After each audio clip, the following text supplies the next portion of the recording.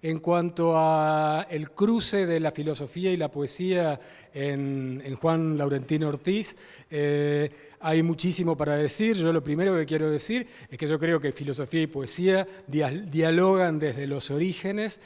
Como dice María Zambrano, filosofía y poesía son dos llamas del ser llamadas a unirse en una sola llama fraternal, para poner aquí ya palabras de Juan L. Ortiz.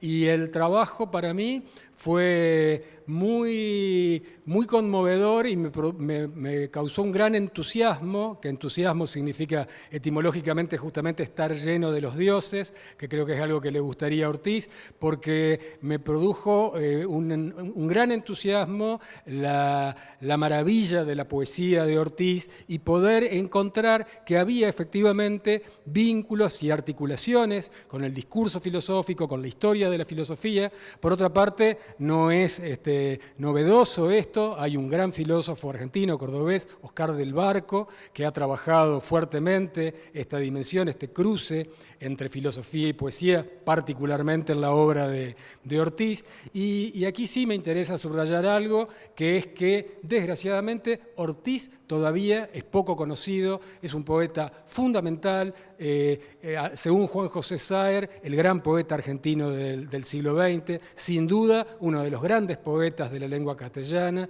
y además especialmente interesante por ser un hombre de la periferia, digamos, y que en virtud de su extraordinaria obra, día a día, yo creo, ocupa cada vez un lugar más central en la poesía y va a ocupar todavía más un lugar cada vez más central y más decisivo en la cultura y en la literatura argentina. Y creo que es una poesía cargada de futuro que tiene muchísimo para decirnos. Y en ese sentido uno podría esperar que muchas más cosas se llamen Ortiz. Por ejemplo, estoy pensando en el magnífico Parque Urquiza. Bueno, tenemos muchos lugares que se llaman Urquiza y bien podría rebautizarse ese parque, que fue escenario además de las caminatas y de los poemas, de la creación de los poemas de Ortiz. Bien podría llamarse Parque Ortiz. Yo creo que realmente es un entrerriano universal del que todos debemos sentirnos orgullosos, y sería muy interesante que se divulgue y se difunda muchísimo más su obra en todos los niveles de la educación. Rosa y dorada la ribera rosa y dorada. Febrero, y ya estás desde esa última en el cielo y el agua. Etérea, pero ya estás, vapor flotante de un sueño que parece de flor y es de un lúcido pensamiento que se busca y se suspende mientras el cielo es un ardor sensible. Por los caminos pálidos entre la hierba oscura, el alma es un olvido hacia una orilla eterna.